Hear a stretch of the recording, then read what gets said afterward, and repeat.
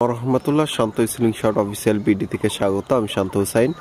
তো আমার হাতে যে স্লিংশটটি দেখতে পাচ্ছেন এটা হচ্ছে রেড নেকেড স্লিংশট অ্যান্ড এটা মোস্ট পপুলার একটা স্লিংশট অ্যান্ড হচ্ছে চাইনিজরা যারা ব্যবহার করে মোস্ট পপুলার এটা।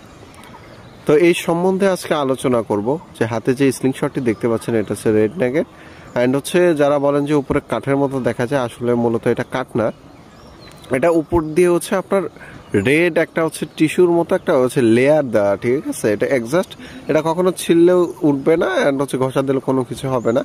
আর এই যে এই সাদাগুলো দেখতে পাচ্ছেন এগুলো ফুল স্টিল বডি হবে, আসলে মূলত এই মোটা করে স্টিল করে ভিতর দিয়ে নাট সিস্টেম করে লাগাই দেওয়া, ঠিক আছে। আর হচ্ছে এখানে যেগুলো দেখতে পাচ্ছেন হচ্ছে রাবার লাগানোর সিস্টেম, এগুলো সব স্টিলের হবে অ্যান্ড হচ্ছে খুব ভালো পাঞ্চ করে, দেখতে পাচ্ছেন যে খুব ভালো পাঞ্চ করে অ্যান্ড হচ্ছে এর যদি কোয়ালিটির দিকে তাকান খুবই প্রিমিয়াম মানের কোয়ালিটি।